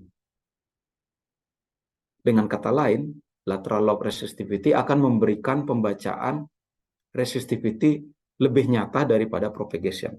Itu poin nomor 1. Karena depth investigation-nya yang pendek, yang kecil, berarti sedikit sensitif daripada pembacaan propagation di layer-layer berikutnya. Itu keuntungan satu lagi. Tapi ada syaratnya. Kalau saja kita drilling normal, yang saya bilang itu time after drilling. Ini logging sensor, ini bit. Pada saat logging sensor ini sampai di sini, asal dia kurang dari 2 jam, lateral log bisa kita pakai datanya. Kalau sudah lebih dari 2 jam atau 3 jam, adik-adik tidak bisa lagi pakai datanya. Kita harus pakai propagation log. Oke? Dengan segala jenis 3D inversion, segala macam advanced processing, kita bisa pakai. Nah, kalau kita mau relogging, kalau sudah mud filtrate inversion sudah jauh, lateral log tidak bisa lagi kita pakai. Oke? Satu lagi saya lupa. Kan tadi saya kalau nggak salah, nah ini saya sampaikan ini. Ini. Itu lateral log itu kan inject current ke sana. Tapi selama dia inject, kita putar kan. Ini saya putar ini. Drilling kan kita ada RPM. Karena saya putar, saya punya image. Jadi menangnya, saya bisa orientate. Saya bisa baca resistivity di sana, di atas, di bawah, di kiri, di kanan. Jadi saya ada punya 4 pembacaan. Atas, bawah, kiri, kanan. Ketimbang propagation cuma 1. Karena dia cuma baca secara general seperti ini. Ya, around the tool. Kalau ini kan kita shooting kan, kayak kita tembak, lari ke sana, balik lagi. Tapi karena drilling BHC itu kita berputar, ke sana iya, ke bawah iya, ke kiri iya, ke atas iya, kanan iya. Kiri, kanan, atas, bawah pembacaannya. Jadi ada kelebihannya. Kira-kira seperti itu. Semoga adik-adik nggak terlalu bingung apa yang saya jelasin. Saya tahu mungkin adik-adik bingung saat ini apa yang saya jelasin. Tapi poinnya kita balik ke slide yang pertama. Ini. Ini basic konsep yang adik-adik akan selalu pakai kalau misalnya tamat petroleum engineering mau kerja di minyak. Karena beberapa teman-teman juga nggak kerja di minyak, jadi ini dilupain. Tapi ini basic konsep. Archie equation sama Darcy equation. Diputar-putar kayak manapun, kemanapun, siapapun oil company-nya, dimanapun dia, ujung-ujungnya bagaimana cara mendapatkan seakurat mungkin porosity dan lithology, permeability, dan water saturation. Kira-kira seperti itu. Terima kasih. Saya kembalikan kepada Adik Mei sebagai moderator.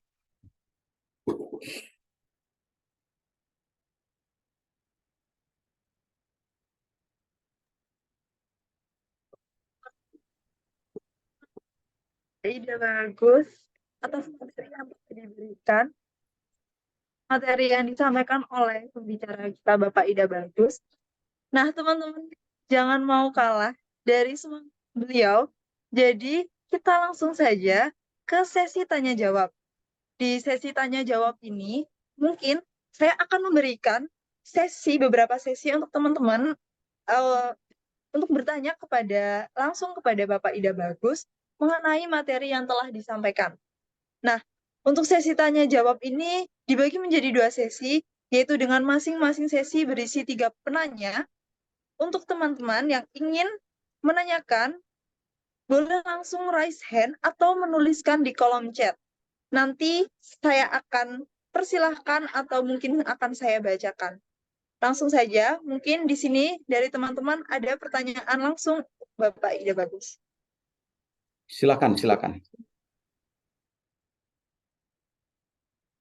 Tanya apa aja. Mau nyimpang dari resistivity juga nggak apa-apa. Kalau saya bisa jawab, saya akan jawab. Silakan. Baik, Bapak. Mungkin ini ada beberapa pertanyaan juga untuk memancing teman-teman, semuanya mungkin masih bingung ya, atau masih malu-malu. Ini pertanyaan dari saya, mungkin ini Bapak. Well bore diameter kan tidak kalah konstan ukurannya. Nah, apakah pengukuran resistivity ini akan berubah berdasarkan diameter well bore juga? Atau secara komparatif adakah perbedaan akurasi antara logging well drilling dengan well logging konvensional itu Bapak? Oke, pertanyaannya excellent banget ini. Saya sudah mengharapkan ini pertanyaan. Makanya tadi saya cantumkan image. Ada fracture segala macam. Teorinya kalau kita drilling, anggap kita drilling bitnya itu ukurannya 8,5 inch ya. Nah, kalau kita drilling 8,5 inch, nggak bakalan adik-adik punya lubang 8,5 inch. Teorinya secara normal selalu lebih besar daripada 8,5 inch. Ya kan? Karena menyisakan space untuk cutting balik ke surface. Tapi jangan salah, di beberapa bagian, terutama kalau adik-adik drilling di sandstone, ada shale, kalau mud resipinya salah, itu shale kan bisa swelling. Maunya sih drilling 8,5, taunya shale-nya swelling. Jadi lubangnya tambah kecil jadinya. Jadi ada beberapa tempat seperti itu. Nah, balik ke respon dari LWD. Respon LWD ini saya bilang ya. LWD itu sama dengan wireline logging tool yang lain. Ada depth of investigation. Kalau dia washout-nya terlalu besar, adik-adik misalnya mau drilling 8,5, ternyata lubangnya jadi 12 inch. Anggap ini LWD. Ini lubang, toolnya saya di tengah-tengah. Saya maunya 8,5, tapi tiba-tiba sebesar ini lubang itu. Kira-kira pengukuran, anggap nih density neutron akustik gamma ray, yang mana pengukurannya itu sekitar 6 inci atau sampai 10 inci maksimum. Oke? Maunya sih adik-adik targetnya 8,5, ternyata lubang jadi 12,5 atau 14 inch. Kira-kira apa yang dibaca sama logging tool? Secara general ya, kita nggak melihat resistivity aja. Secara general, apa kira-kira yang dibaca? Pasti bacanya mud kan? Tapi jangan khawatir adik-adik. Dengan pembacaan mud pun, kalau nggak terlalu banyak washout-nya, itu pun bisa kita koreksi ke depannya. Oke? Nah, koreksi ini nanti pada saatnya adik-adik bekerja akan tahu macam-macam koreksi yang kita lakukan. Caliper correction, terus borehole size berdasarkan bit, segala macam. Stand off, banyak itu. Itu namanya environmental correction. Oke? Environmental correction ini berbeda-beda tiap tool. Saya membahas tentang general ini, bukan resistivity aja. Menangnya resistivity, terutama propagation, depth investigation-nya kan sampai 48 inch itu. Dari 10 inch sampai 48 inch. Anggap 10 inch. 10 inch, 22 inch, 30 inch, 40 inch, 48 inch. Nah, itu tuh kan jauh. Jadi resistivity masih bisa ngelihat gitu loh. Pembacaan reservoir. Itu menangnya resistivity propagation. Tapi apa yang terjadi dengan lateral log? Cuman 1,5 sampai 6 inch. Untungnya kalau kita drilling horizontal, menurut adik-adik ini drill string ini kan jatuh nih di bawah pasti kan seperti ini kan kalau kita drilling. Nggak mungkin seperti ini di tengah-tengah. Maunya sih di tengah-tengah. Tapi kenyataannya kan jatuh karena berat gravitasi. Pada saat kita berputar, ini saya lihat nih, berputar kan? Ya kan? Berputar nih, BHC-nya. Kan nyentuh ini formasi. Nah, jadi solusinya kalau adik-adik drilling horizontal, kita pakai pembacaan yang bagian bawah. Bagian bawahnya kan nyentuh nih. Nah kan, bagian atasnya washout dia. Ya, washout 12 inch.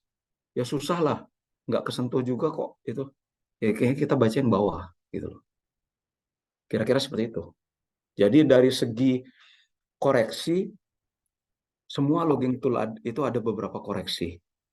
Saya agak dalam sedikit ya. Ada tool characterization, ada tool calibration, ada tool environmental correction. Nah, tool calibration, tool characterization itu nggak bisa kita apa-apain. Itu sudah dibikin sama vendor. Seperti Schlumberger, Baker, Halliburton, Weatherford. Mereka desain itu tool. Nah, itu namanya characterization calibration. Yang ketiga, itu namanya environmental correction. Environmental correction itu adalah tugas kita sebagai petrofisik, petroleum engineer, untuk mengkoreksi log itu. Supaya bacaannya benar. Namanya correction. Jadi itu yang kita lakukan, kira-kira. Sorry, pertanyaannya bagus sekali, pendek, cuman jawabannya jadi panjang. Thank you. Ada lagi Baik, yang lain? baik Bapak. Terima kasih atas jawabannya. Sangat memberikan insight baru bagi saya. Mungkin ini dari teman saya. Langsung saja, mungkin bisa langsung open mic. Silakan. Baik, terima kasih. Sebelumnya, apakah suara saya bisa didengar ya? Ya, jelas. Baik, Pak Ida, saya Kelvin dari Universitas Jember. Saya ingin bertanya, Pak. Mungkin, tapi sebelumnya udah disebut dikit sama Pak Ida. Nah, di wellbore ini kan ada kedalaman, Pak. Jadi kan nanti dipengaruhi hydrostatic pressure sama temperaturnya juga. Nah, temperatur dan pressure ini kan mempengaruhi sifat material dalam mengantarkan listrik. Sebagai contoh saja seperti semikonduktor gitu. Nah, apakah pengaruh dari T dan P ini signifikan atau insignifikan ya, Pak? Nah, lalu apakah perlu dilakukan koreksi apabila datanya itu signifikan baik di log konvensional maupun di lateral log? Terima kasih, Pak. Ini pertanyaannya dalam sekali sebenarnya. Udah ke petrofisik beneran ini. Saya akan buka kartu juga kalau begitu. Adik-adik, basic konsep dari logging tool, seperti saya bilang ada 3. Ada tool characterization, ada tool calibration, ada tool environmental correction. Yang ketiga ini adalah tanggung jawab kita sebagai petrofisik. Oke? Environmental correction. Apa saja environmental correction? Borehole size, seperti Mbak Mei tanyain tadi. Apa yang terjadi kalau borehole size-nya membesar atau mengecil? Posisi dari tool. Posisinya dia nempel ke formasi atau di tengah-tengah atau di satu sisi. Pressure. Apa yang terjadi di bawah sana dengan pressure? Seperti pertanyaan Dek Calvin. Pressure itu ada pengaruhnya. Temperatur tentunya. Logiknya, gradien temperatur dan gradien pressure semakin dalam kita drilling, TVD ya, bukan measure depth, TVD, itu semakin tinggi. Semakin besar challenge untuk logging tool bisa merecover data mereka.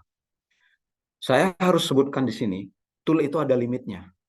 Sama seperti mobil, tool juga ada limitnya. Rata-rata temperatur dari LWD, saya nggak bilang wireline, LWD, limit temperatur adalah 300 sampai 350 Fahrenheit. Oke? Kalau di Celsiusin berapa ya? 150 sampai 172 Celsius. Range-nya. Pressure lebih tinggi. Rata-rata sekitar 20 sampai 25.000 PSI. Tool itu bisa menahan pressure. Oke. Nah, pada saat tool itu didesain, oke, orang-orang yang mendesain ini udah tahu nih, kira-kira tool ini akan withstand, jadi tahan untuk pressure dan temperatur segitu. Pada saat dia melakukan characterization, pada saat dia melakukan kalibrasi, komponen-komponen itu sudah dimasukkan. Oke? Itu tool design. Apa yang kita lakukan? Pada saat kita menerima data, adik-adik mungkin sudah familiar dengan data triple combo, quad combo. Triple combo, gamma ray, density, neutron, resistivity. Quad combo kita tambahin akustik. Oke, great. Itu basic curve yang adik-adik harus tahu. Oke, untuk melakukan porosity atau lithology, habis itu water saturation, permeability. Sekarang untuk menjawab itu, setelah adik-adik mendapatkan data dari vendor, dari Schlumberger, Baker Hughes, Halliburton, ataupun Weatherford, adik-adik udah terima nih data last file-nya. Mau diapain data ini? Nah, ada macam-macam software di market. Mungkin adik-adik pernah dengar ada Techlog, ada Geolog, ada IP, segala macam ya. Mungkin adik-adik sendiri udah pernah pakai. Kalau adik-adik perhatikan di sana, apa yang pertama kali adik-adik lakukan sebagai petrofisik atau petroleum engineer untuk menganalisa log? Itu namanya pre-calculation. Pre-calculation itu apa? Kita memasukkan kira-kira berapa pressure, temperature. Kenapa? Karena di setiap tool yang dikarakteristik ataupun yang dikalibrate oleh service company, itu ada chartnya. Ya. Misalnya temperatur segini, koreksinya seperti ini. Pressure segini, koreksinya seperti ini. Ada koreksinya. Dari mana pertanyaannya dapat pressure dan temperature? Di setiap logging tool itu, di dalamnya itu ada pressure sensor, ada temperature sensor. Pressure sensor jangan salah ya. Pressure sensor untuk membaca hydrostatic. Oke, bukan formation pressure. Formation pressure tool different whole game. Beda lagi toolnya. Oke.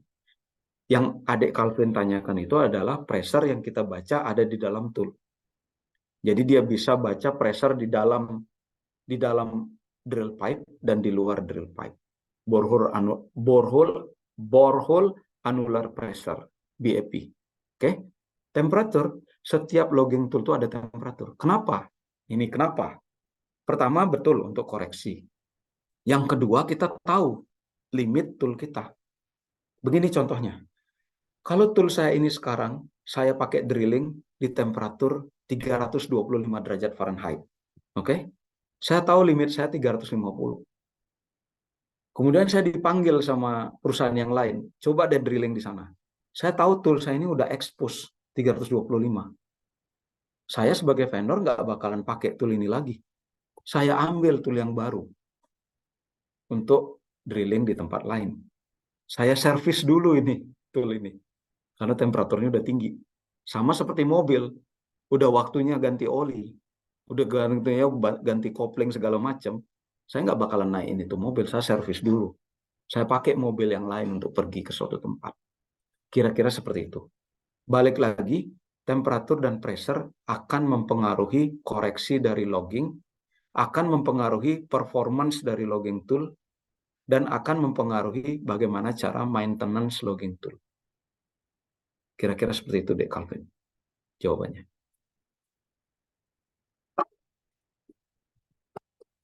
Kira-kira bagaimana? Apa Baik, Pak. sudah Terima mengena? kasih sudah menjawab, Pak. Mungkin saya mau bertanya lagi mengenai water saturation, Pak. Kira-kira apakah diperbolehkan, Pak? Silakan. Untuk water saturation ini kan di RC kan ada saturation exponent sama cementation exponent. Nah, itu kan dicarinya pakai Picket plot ataupun Schlumberger plot. Nah, itu kan juga berdasarkan dari bacaan resistivity. Nah, Betul. kira-kira secara konvensional itu sudah akurat atau belum antara Picket sama Schlumberger plot ini, Pak? Soalnya bacaannya kan lewat grafik, tidak melalui perhitungan yang khusus gitu, Pak. Begini. Kalau adik-adik sebagai, anggap Dek Calvin punya oil company. Oke. Ini Dek Calvin disuruh di concession ini. Di Jember nih, mau drilling. Dek Calvin nggak tahu nih apa yang kita punya. Anggap ini eksplorasi. Disuruh sama Pak Welaya sebagai ini, Dek Calvin drilling nih di sini. Di tengah-tengah Universitas Jember. Tapi kita nggak punya data. Apa yang Dek Calvin lakukan? Dek Calvin bakalan drilling vertikal. Oke? Selama drilling vertikal ini, Dek Calvin akan mengambil core. Eksplorasi selalu mengambil core. Kenapa? Core ini nanti kita bawa ke core lab atau perusahaan-perusahaan yang akan menganalisa core. Dek Calvin maunya, adik-adik yang lain, maunya data benar-benar dari downhole kita lihat di surface. Satu-satunya yang kita bisa lihat adalah apa? core, batuan itu sendiri. Batuan ini kita kirim ke core lab atau siapa aja yang menganalisa atau ingrain kalau di Halliburton. Oke. Nah, di sana nanti dia melakukan segala jenis properties dan saya yakin adik-adik juga selama di laboratorium di perminyakan udah melakukan itu. Dikasih sampel core dari service company atau oil company, nanti adik-adik di laboratorium adik-adik sendiri melakukan core analysis. Routine core analysis atau special core analysis. Dari sana, data yang paling akurat adalah dari core. Jadi adik-adik mendapatkan A, tortuosity, bagaimana fluid itu pad-nya, M, cementation factor, karena adik-adik sendiri melihat seperti apa core itu mungkin dipecah-pecah, jadi kita lihat seperti apa semen, kita lihat di mikroskop XRD, XRF namanya, ya, mineral dan litologi kita bisa lihat. Kemudian adik-adik nanti melihat N-nya, eksponen saturation exponential faktornya, oke? Itu adalah ground truth. Artinya ground truth apa? Itu adalah basic data yang akan adik-adik pakai. Sejalan setelah drilling satu well, oh ternyata ketemu minyak. Drilling lagi dong well-well yang lain, biar tahu batasnya di mana. Kan begitu konsepnya kita diajarin sama dosen-dosen kita kan. Drilling lagi kita well yang lain. Nah dari sana mungkin adik-adik ngambil core lagi. Jadi ada lagi data yang lain. Setelah itu udah happy nih, kira-kira udah tahu nih reservoirnya sebesar ini. Data core udah punya, data ini, data itu udah punya. Kira-kira oke. Baru adik-adik mulai explore, drilling lagi tanpa coring. Nah, adalah picket plot. Segala macam plot yang kita bisa pakai sebagai comparison. Tapi kita compare tetap berdasarkan dari bacaan logging. Yang mana kita nggak lihat di bawah sana. Ya kan? Adik-adik mungkin pernah dengar konsep Schlumberger ya, the eye of the well. Nah, gitu loh. Wireline logging itu the eye of the well. Jadi matanya untuk melihat apa yang di bawah itu logging tool. Jadi kita tahu. Kira-kira seperti itu. Jadi dari data-data petrofisik yang adik-adik dapatkan dari logging tool, regardless LWD, wireline, terutama wireline ya. Nah, itu kita pakai untuk membandingkan dengan benchmark yang adik-adik udah ada dari core. Dari core ini bukan cuman tortuosity, cementation factor, sama exponential factor untuk saturation doang. Ada capillary pressure yang adik-adik bisa. Adik-adik ingat nggak? Ada kurva relative permeability water, relative permeability oil. Terus ada saturation di bawahnya. Nah, itu kurvanya dari mana? Ya dari core.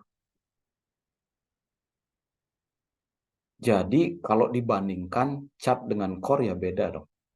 Tapi kita berusaha sedekat mungkin. Karena chart itu juga satu, ada tool characterization balik-baliknya. Ada tool calibration. Ada tool environmental correction.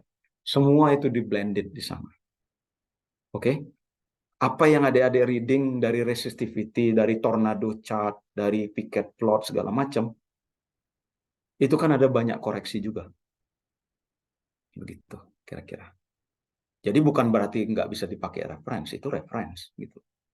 Sejauh mana ujung-ujungnya balik lagi ke core. Itulah yang kami lakukan. Kita baca segala macam, ujungnya mana sih core datanya? Begitu loh. Mana sih core datanya? Karena core-nya kan balik ke surface, itu yang kita lihat physically. Oke? Kira-kira seperti itu. Bagaimana? Menjawab nggak pertanyaannya? Atau malah tambah bingung?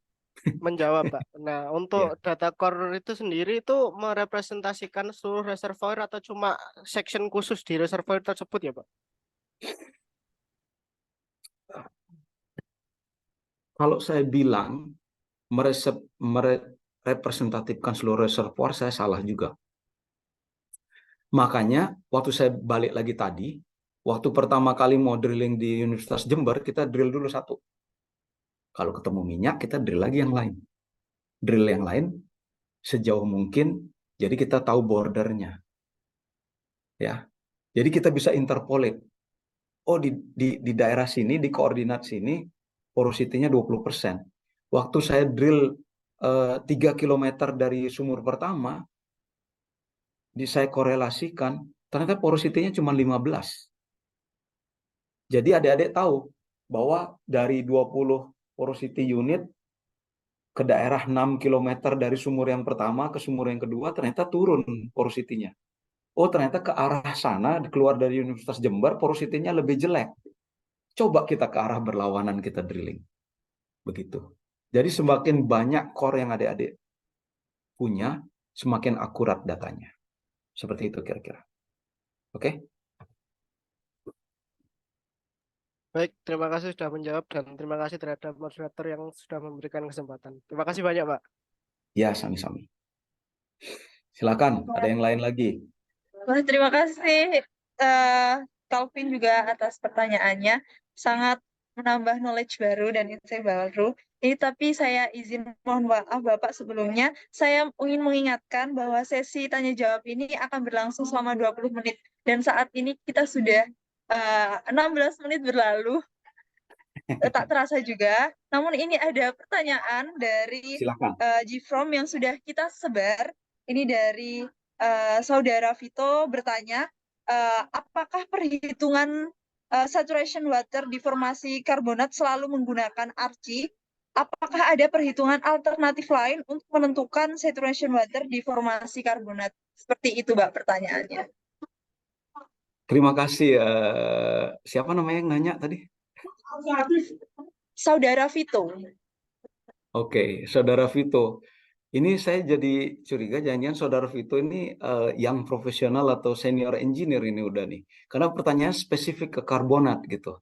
Sementara mungkin adik-adik saya boleh informasikan, kami di sini memiliki boleh dibilang the biggest carbonate field in the world.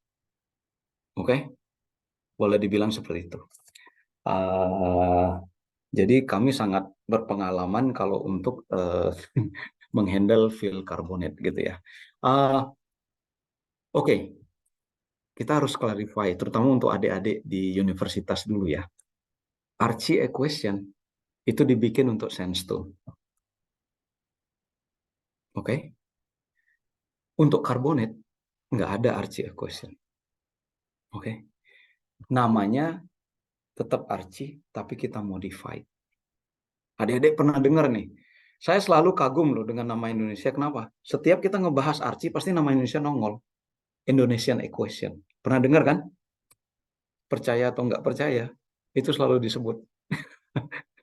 Ada Simanduk, ada Indonesian, ada modified, segala macam. Kadang-kadang dulu waktu zaman tugas akhir, Archie equation kita modified. Kita namain diri kita sendiri. Saya ingat itu, ada beberapa rekan-rekan mahasiswa memodified Archie equation spesifik untuk di field A, gitu loh. Yang fitnya seperti ini. Nah, beralih ke yang itu, betul. Untuk karbonat tidak ada Archie equation yang pas untuk itu. Karena Archie didesain untuk plastik, sandstone, shale, sand, segala macam. Tapi tidak menutup kemungkinan kita nggak bisa melakukan Archie, bisa. Itu namanya modified. Jadi tergantung dari, saya nggak bisa ngomong, tergantung dari perusahaan-perusahaannya sendiri. Ada dual water, ada linear, ada Simanduk, ada Indonesian equation, dan itu sebenarnya turunan dari Archie. Saya nggak bisa juga terlalu spesifik menyebutkan di sini seperti apa modifikasi yang kita lakukan di karbonat. Oke, yang pasti equation yang kita lakukan, melakukan perhitungan water saturation dengan Archie, bukan hanya melakukan sebagai basic Archie ataupun modified Archie. Kita juga masukkan komponen-komponen seperti density neutron cross plot atau kalibrasi segala macam. Oke. Lebih spesifik lagi, mungkin lebih detail lagi, agak susah saya jelaskan di sini. Cuman jawabannya iya. Archie dimodified untuk karbonat. Karbonat main-nya kan ada 3. Limestone, dolomite, anhydrite. Oke. Sebagian besar karbonat reservoir itu diisi oleh limestone, kalsium karbonat, CaCO3, chemicalnya ya. Dolomite sometimes ya associated juga dengan limestone. Anhydrite ya juga. Cuman mainly reservoirnya bakalan ada di limestone. Jadi beda banget kan? Archi dibikin untuk sandstone, yang mana ada silika, oksigen, dan segala macam. Aluminium, silika, oksigen. Kan itu komponen dari sandstone. Tapi kalau komponen dari limestone, kalsium karbonat, CaCO3. Dari chemical, rumus chemicalnya aja udah beda. Jadi kalau mau blindly kita pakai Archi equation di sandstone bawa karbonat, ya pasti nggak match. Dan itu harus dimodified. Sejauh mana dimodified, saya tidak bisa terlalu banyak menjelaskan di sini. Oke? Semoga menjawab pertanyaan Vito. Oke. Baik, Bapak. Terima kasih atas jawabannya. Tapi ini saudara Vito juga bertanya lagi mengenai Boleh? cara membuktikan jika penggunaan laterologi untuk salt water mat valid dengan parameter resistivity of the mat filtrate di log composite dan resistivity water jika nilai resistivity true dinamis karena efek Fugi atau keruntuhan di dinding formasi itu bagaimana, Bapak? Kuncinya kita kalau mau melakukan, ini saya ngomong lateral log LWD ya, bukan warline ya. Iya, Pak. Kuncinya di LWD lateral log itu adalah invasion profile. Oke. Kenapa? Karena saya harus akui, hanya ada 2 company sekarang yang punya lateral log. Oke. Dan saya nggak mau nyebutin. Dari 4 big company ada 2 yang punya lateral log tool saat ini. Oke. Yang 2 lagi belum punya. In progress development. Oke. Basic konsep dari lateral log seperti yang saya bilang adalah inject the current with constant voltage. Oke.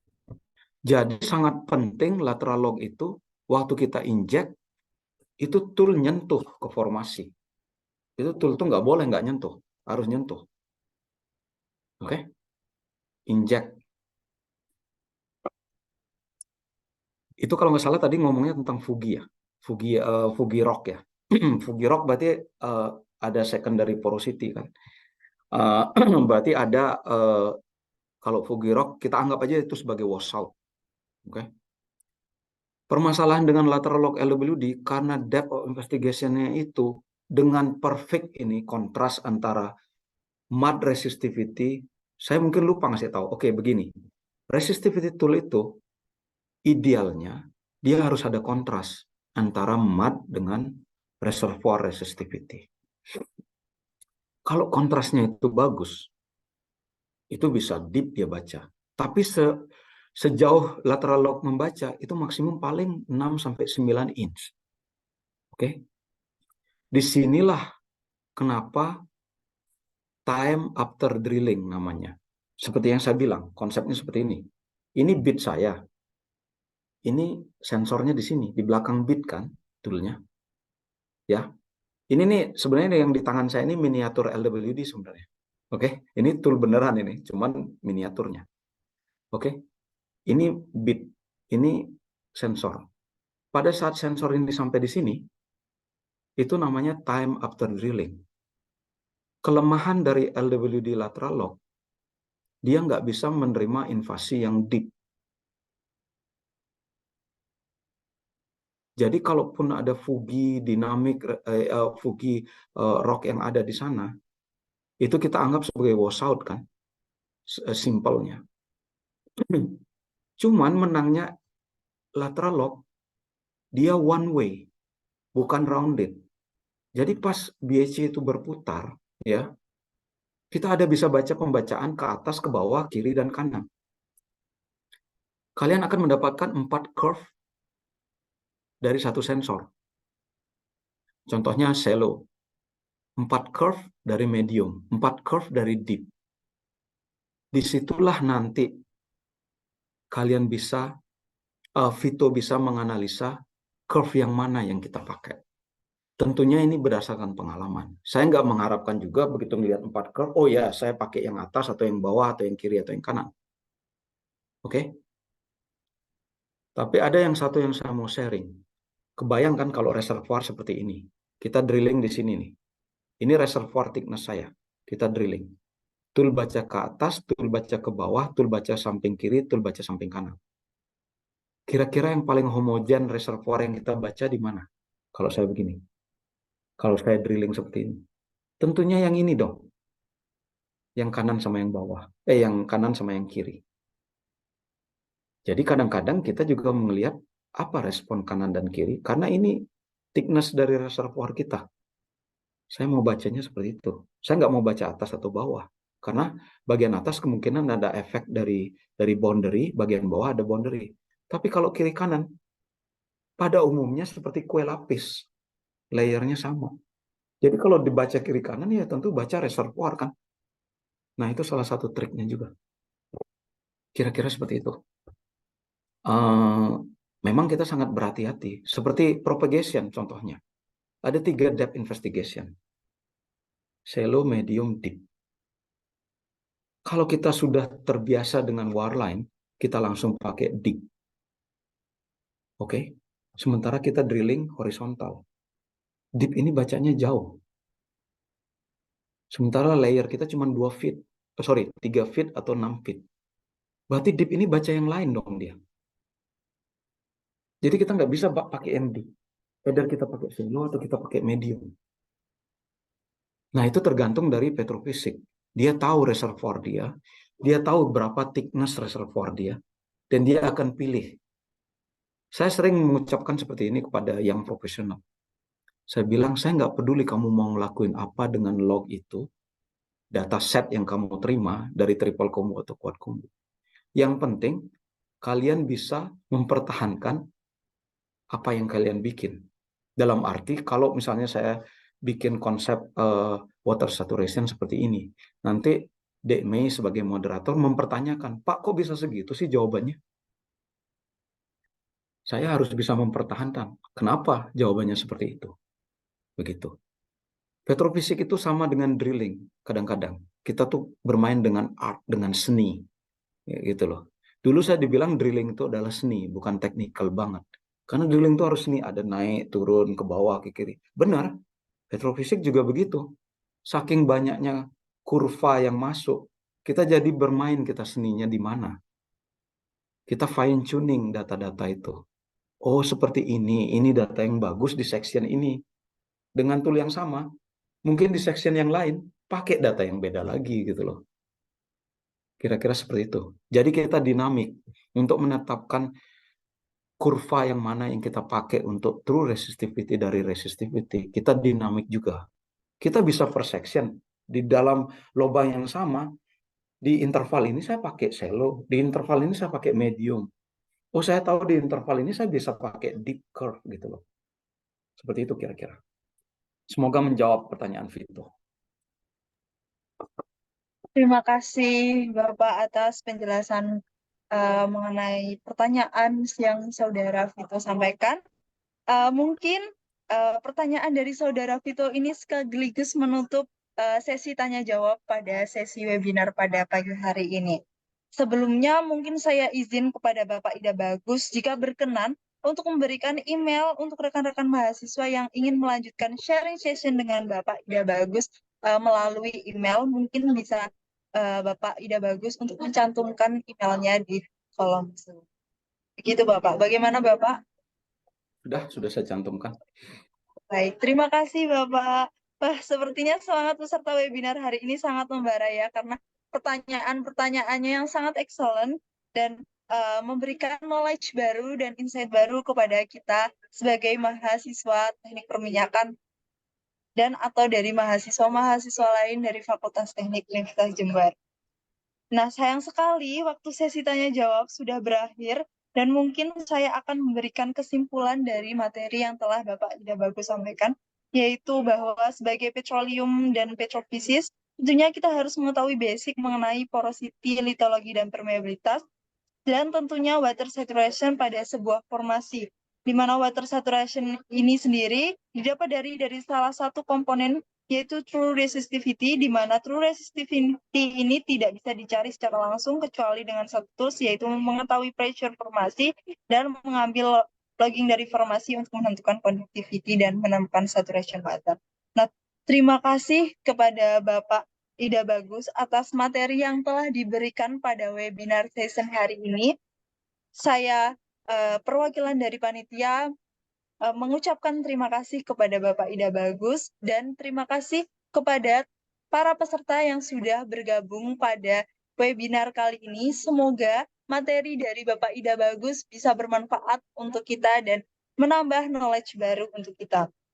Mungkin saya kembalikan lagi kepada MC kita, Syafira, yang kece. Saya persilahkan untuk mengambil alih acara sekali lagi, dan saya sebagai moderator Maida Dwi Hafizah pamit undur diri. Mohon maaf apabila ada kesalahan. Sampai jumpa di waktu selanjutnya. Terima kasih.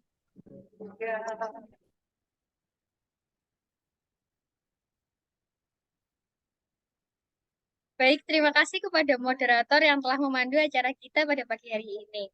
Dan juga terima kasih kepada narasumber Insinyur Ida Bagus Gede Hermawan Manuaba MSc yang sudah memberikan materi yang sangat luar biasa. Semoga apa yang disampaikan bermanfaat untuk kita semua. Sebelum kita memasuki penghujung acara, saya ingin mengingatkan terlebih dahulu kepada para peserta untuk mengisi link absensi yang telah dikirim melalui room chat.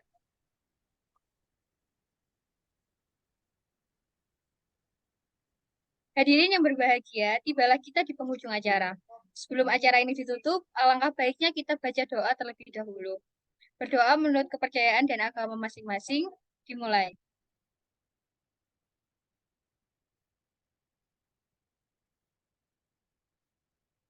Berdoa selesai. Selanjutnya, sebelum acara ini benar-benar berakhir, kita akan melakukan sesi dokumentasi terlebih dahulu. Kepada panitia yang bertugas, dipersilahkan.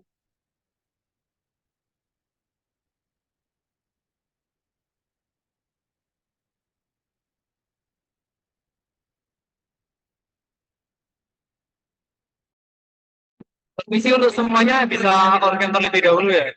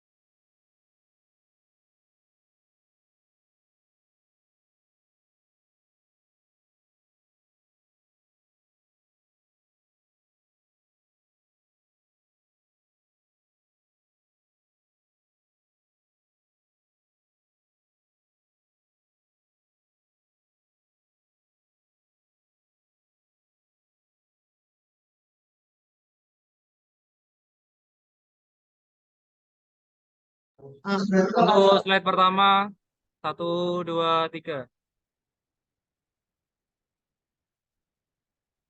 Untuk slide kedua, 1, 2, 3. Pirang tadi. Terima kasih.